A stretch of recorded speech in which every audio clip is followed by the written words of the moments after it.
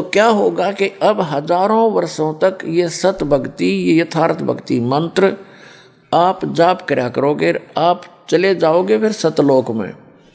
जो लास्ट के व्यक्ति होंगे, क्योंकि प्रत्येक यहाँ काल की व्यवस्था है, समय आने पर उसमें बुराई घर करना शुरू कर देती है। 1000 वर्ष तक तो ये प्योर चलेगा और अरबों खरबों की संख्या में भक्त मुक्त होंगे, सब सतलोक चले जाएंगे।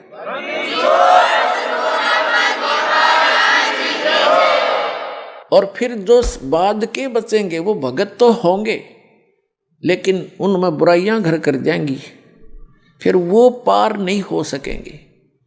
और उनके पीछे इस भक्ति से, क्योंकि ये यथार्थ भक्ति है, ये मूल मंत्र हैं, और ये भक्ति धन बहुत ज़्यादा संग्रहित हो जाता है थोड़े ही सुमरण से, तो वो भक्ति धन उनके साथ होगा।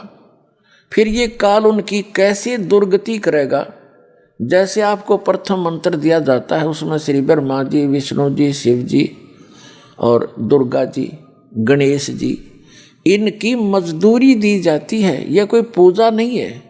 पुण्यात्माओं, हम इस स्पिरिचुअल नॉलेज को बिल्कुल नहीं समझ पाए, हमारे को अध्यात्म ज्ञान कतई नहीं था। हमने जैसे किसी से बैंक से लोन ले रखा है और उसका लोन हमने उतारना है, तो हम उसकी पूजा थोड़ी कर रहे हैं। शहर से देवाएंगे तो हम इंसान, नहीं तो फिर इंसान भी नहीं, हम करते हो नहीं निभा रहे अपना। ऐसे ही जैसे हमारा कोई बिजली का टैक्स है और हम बिजली खर्च कर रहे हैं तो उसका बिल भरना ही है। हम जाएंगे वहाँ नमस्ते करते हैं, वहाँ के कैशियर से जो लेता है या अधिकारियों से मिलते हैं, उनको प्रणाम करते हैं, सभ्यता से पेश आते हैं। तो हम उनकी पूजा करने नहीं जाते, हम अपना ऋण देने जाते हैं, जबकि टैक्स भी भरते हैं और प्रणाम भी करते हैं, क्योंकि सभ्यता यही कहती है। तो इसी प्रकार हम इन ब्रह्मा विष्णु महेश के ये जो हमारे ऊपर ऋण है, क्योंकि इनके लोक में हम रह रहे हैं, ये हमने इस मजदूरी दे देकर इनसे राहत प्राप्त करनी है। ये सिर्फ इतना काम है। और जब हम यहाँ से स्वदेश चलेंगे तो हमारे शरीर में कमल बने हुए हैं। कमल बीन ये बैरियर हैं आत्मा के लिए सतलोक जाने में, बाधाएं हैं। तो वो बाधाएं इन मंत्रों से क्लियर पाएंगी आपकी, फिर आप पहुंचोगे त्रिकुटी पे। हमारे शरीर में कमल हैं, मूल कमल है, जैसे बैकबोन है रीढ़ की हड्डी, ये जा करके लास्ट में गुदा के पास समाप्त होती है। और उस जहाँ ये एंड होता है इसका, अंदर की तरफ, हमारे शरीर के अंदर की तरफ, इसके 2 उंगल ऊपर, लगभग 1 इंच ऊपर, एक कमल की शकल की, कमल के आकार की आंतड़ियाँ बनी हुई हैं। जैसे कमल के फूल के पत्ते होते, आंतड़ियों की ऐसी निशान से हैं। अब तो भक्ति है नहीं आपकी, तो वो ऐसे चिपके हुए हैं जैसे खाली ब्लेडर होता है। और जब भक्ति शुरू होगी तो उनके अंदर ये मंत्र से हवासी भरी जाएगी और वो अंदर की नसें तन जाएंगी। जैसे गाय भैंस का सतन पहुँचने से पहले, यानी उसमें जब दूध प्रवेश नहीं होता तब से पहले वो लटकते रहते हैं, और जब बछड़ा और बच्चा छोड़ा जाता है उसको चूसने की चेष्टा करता है, वो तन जाते हैं ऐसे, तो उनमें दूध आ जाता है, उसी से तनते हैं। तो ऐसे ही वो कमल के आकार की जो छोटी छोटी सी आंतड़ियाँ हैं, इस भक्ति के मंत्र से वो तन जाती हैं। और अब वो ऐसे लटक रही हैं।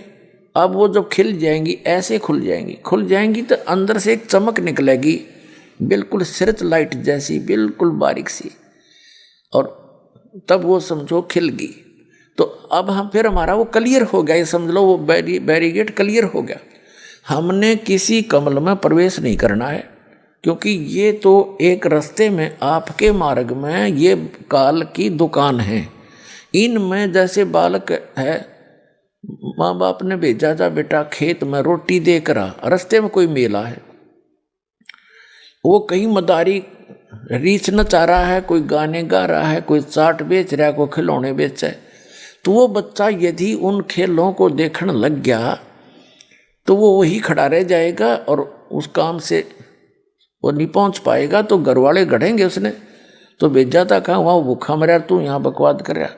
तो इस प्रकार हमने मार्ग में चलते समय उनको नहीं देखना है, अपना जो कर्तव्य है उनका टैक्स क्लियर पाओगा आपका।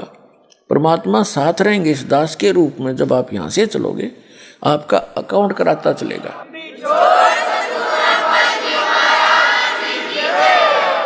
तो वहाँ आपको बहुत सा प्रलोभन दिया जाएगा कि आपका तो बहुत पैसा बच गया है, यहाँ पर आपका तो बहुत कमाई शेष है, देखो यहाँ पर ठाठ करो, ये करो, ऐसा।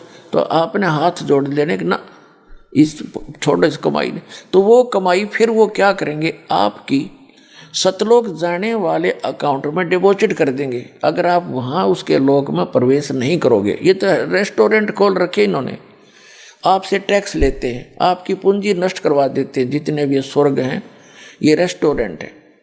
तो फिर आप जाओगे, इसके ऊपर है फिर सावित्री और ब्रह्मा जी का कमल है। अब जैसे ये चैनल होते हैं ना, टीवी में चैनल होते हैं, तो कार्यक्रम तो कहीं और हो रहा है और हम देख रहे हैं टीवी पे। अब जैसे आजकल बिजनेस भी हो रहा है, इंटरनेट से हो जाता है, ऐसे ही समझो। तो वो कहीं और है मार्केट, लेकिन इंटरनेट से आजकल बिजनेस के भी लेन देन हो करके सौदा बेचा और परचेज हो रहा है, ऐसे ही समझो तुम। तो ये तो एक इंटरनेट का सिस्टम है हमारे शरीर के अंदर, उस गॉड का, परमात्मा का। फिर उसके बाद हम नाभि कमल में विष्णु और लक्ष्मी जी का एक कमल है, उसकी 8 पंखड़ियां हैं, सावित्री ब्रह्मा वाले की 6 पंखड़ियां हैं। फिर ये दोनों सतनों के बीच में यहाँ एक कमल है, रीढ़ की हड्डी के साथ चिपका हुआ। ये शंकर भगवान जी का, पार्वती जी का ये यहाँ बैरियर है, इनका कमल है, इनका भी आपको मंत्र दिया जाता है। उसके बाद ये कंठ कमल है, ये कंठ है, इसके बैक में ये रीढ़ की हड्डी यहाँ थोड़ा सा बैंड होती है इससे पहले, तो यहाँ ये थोड़ी सी चौड़ी ज़्यादा है। तो यहाँ पर वो दुर्गा जी का स्टेशन है, बैरीगेटर है, बैरियर समझो इसको। उसकी 16 पंखड़ियाँ हैं और शंकर भगवान वाले कमल की 12 पंखड़ियाँ। इसके बाद फिर आगे जाएंगे, त्रिकुटी पर पहुँच जाएंगे। त्रिकुटी तो एक कॉमन इंटरनेशनल एयरपोर्ट समझ लो, वहाँ तो सभी साधक जाते हैं। वहाँ जाने के बाद फिर उनको 3 रास्ते हो जाते हैं, त्रिवेणी बोलते हैं उसको, 3 रास्ते। तो उस त्रिवेणी का जो सामने वाला रास्ता वो ब्रह्मरंध्र कहलाता है, बीच वाला वो किसी से नहीं खुलता, वो केवल इस दास से प्राप्त मंत्र से, जो परमात्मा कबीर जी ने दिया है, उससे ही खुल सकता है, सतनाम से। तो जो सारा कुछ दास जो बताना चाहता आपको कि फिर क्या होगा, जो पार नहीं हुए वो क्या करेंगे, उनके ये मंत्र बच जाएंगे, कमाई उनके साथ होगी, पार वो हुए नहीं। अब जैसे कोई व्यापारी है और पैसा लेकर पैसा कमा लिया उसने और फिर पड़ गया गलत आदत में, तो जितनी कमाई करी थी होटलों पे, बदमाशी में, फिल्म देखने में, ठाठ करने में बर्बाद कर देता है। तो जो भक्त यहाँ रह जाएंगे उन्हीं में से ये काल ऊपर स्ट्रोक करेगा। इसने इस ब्रह्मलोक के अंदर एक ब्रह्मांड में ब्रह्मलोक बना रखे है। ब्रह्मलोक में एक इंद्र, महाइंद्र का लोक है, महाइंद्र, उसको महास्वर्ग बोलते हैं। उससे आगे है फिर नकली सतलोक, नकली अलखलोक, नकली अगमलोक और आगे डुप्लीकेट अकय लोक, अनामी लोक बना रखे। तो इन पुण्यात्माओं को जिन्होंने सतनाम का जाप कर प्राप्त है और वो पार नहीं हुए, और सार नाम भी प्राप्त है, वो पार नहीं हुए, क्योंकि पार तो कोई गलती कर दी उसमें भी रह जाओगे तुम, बेशक तीनों नाम प्राप्त हो गए। तो उनको फिर जो सार नाम प्राप्त है उनको अकय लोक में, उसमें अगम लोक में रखता है, अगम लोक में। और जो दूसरा सतनाम तक प्राप्त हैं वो अलख लोक और उस सतलोक में उनकी कमाई के आधार से रखता है, या नकली सतलोक अलख लोक में। और फिर वहाँ से भी उनके फिर पुण्य बच जाते हैं, उनको फिर ये क्या करता है, उन्हीं आत्माओं में से, जैसे ब्रह्मा जी की मृत्यु होगी, जब इसके 100 वर्ष पूरे हो जाएंगे तो दूसरा ब्रह्मा उत्पन्न करके दुर्गा के संयोग से अपने पुत्र रूप में ये उस स्थान पर उसको कोमा में रखता है, उस रजोगुण प्रधान क्षेत्र में। जिन्होंने इस दास के सत्संग बहुत सुन रखे हैं वो आसानी से समझ सकते हैं। आज डिटेल नहीं बताऊंगा, आज दास दूसरे जो उद्देश्य सत्संग का वो अन्य है, उसकी भूमिका बना रहा हूं। तब आपके समझ में आवेगा। नहीं तो आज तक आपने उआबाई सुन रखी है, तत्व ज्ञान किसी से बताया नहीं। सब जो है ना एंड बैंड मार करते, हमारा अंतःकरण खराब कर डाला, हमें विद्वान बना दिया नकली। अब परमात्मा का सच्चा ज्ञान आता है तो 36 मन में पता नहीं कितने ऑब्जेक्शन खड़े हो जाते हैं, ऐसा नहीं वैसा नहीं। और पहले जो आप बकवाद सुन रहे थे उसमें क्या, वो कहाँ से आधार था आपका? वो सारा सच्चा मान रखा आपने। और ये प्रमाण के साथ दिखाता है दास। एक पॉइंट को कंसिडर क्लियर करने के लिए 6 प्रमाण दिखाता हूँ और फिर भी मन बकवाद करता है। तो मन तो ये काल है, इसकी नहीं सुनना। अब परमात्मा की बात पर अमल करना, आपका कल्याण होगा।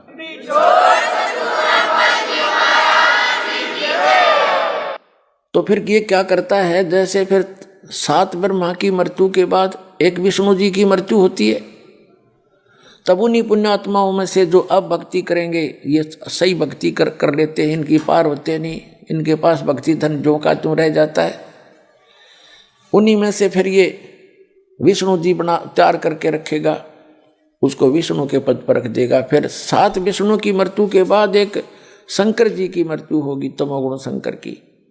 तो तब तक ये एक और अन्य उन्हीं पुण्यात्माओं में से अपना पुत्र रूप में शंकर तैयार करके रख लेता है। और उन पुण्यात्मा जो वर्तमान में ब्रह्मा विष्णु महेश बने हैं, ये आगे 84 लाख योनियों में चले जाएंगे। उसके बाद फिर ये कहाँ आएंगे? स्वर्ग में आएंगे। ये पुण्यात्मा ब्रह्मा विष्णु महेश स्वर्ग में इनके रहे खये जो पुण्य है वहाँ समाप्त करेंगे। उसके बाद पृथ्वी पर आकर ये राजा बनेंगे। ऐसे थोड़ा जल्दी से खत्म होता है, इतना धन इकट्ठा हो रहा है आपका। राजा बनकर फिर ये नरी को वध करेंगे, कहीं शिकार खेल लेंगे, एक दूसरे के राज को हड़प करने के लिए लाखों लोगों को मरवा डालेंगे, मार डालेंगे और घूटी सूटी लाओगे और नरी बकवाद करेंगे। यानी इनके पुण्य समाप्त होंगे, पाप की वृद्धि शुरू हो जाएगी और अगले जन्म में ये गधे बना दिए जाएंगे। तो ये पूरा प्रोसेस है इस काल भगवान का। परमात्मा ने दास को अकल दी, बुद्धि दी, और अब आपको चाहता हूँ कि मास्टर बना दूँ, आप मार ना खाओ, किसी की बहकाई में नहीं आओगे, ऐसा तैयार कर दूंगा यदि विश्वास रखोगे तो फिर क्या होता है, उन्हीं पुण्यात्माओं में से कोई जैसे द्रौपदी बनती है, कोई किसी सत्र पर आती है, कोई कुंती बनती है, अच्छी आत्माएं होती हैं ये। तो ऐसे अब दास जिस स्थान पर आपको लाना चाह रहा था अब पहुँचे हैं। जैसे ये परमात्मा इतना दयालु है, कहते हैं जो जन मेरी शरण है ताका हूँ मैं दासे, गेल गेल लाग्या फिरूं जब तक धरती आकाशे। एक बार भी कोई पुण्यात्मा मेरी शरण में आ गया, मेरा बच्चा, बेटा या बेटी, कहता उसको मैं फिर छोड़ दूँ नहीं, उसके साथ रहूँगा, उसके पीछे पीछे फिरता रहता हूँ जब लग धरती आकाश, यानी जब तक ये कयामत आवेगी या प्रलय होएगी जिसमें पृथ्वी का भी नाश हो जाएगा, तब तक मैं उसके साथ रहूँगा और उसको चाहूँगा, कोशिश करूँगा कि निकल जा जल्दी सी। हम कहाँ गलती खाते रहे सतयुग त्रेता द्वापर में, भक्ति सभी करती है आत्मा। ये तो अभी नास्तिकता पनपगी, जैसे पूरा चीन नास्तिक हो गया, रूस नास्तिक हो गया, और अब भारत का नंबर था। जब ये भक्ति शुरू ना होती 100 वर्ष के बाद भारत भी कंप्लीट नास्तिक हो जाता, क्योंकि इतने नकली पंथ चल पड़े, इनसे लाभ कुछ हो नहीं रहा, सभी थक चुके, ना कोई सुख हुआ, ना आध्यात्मिक लाभ, ना भौतिक लाभ होता। तो अब कुछ दिनों में ये सभी नास्तिक हो जाते, कुछ ना रखा भगवान भगवान में।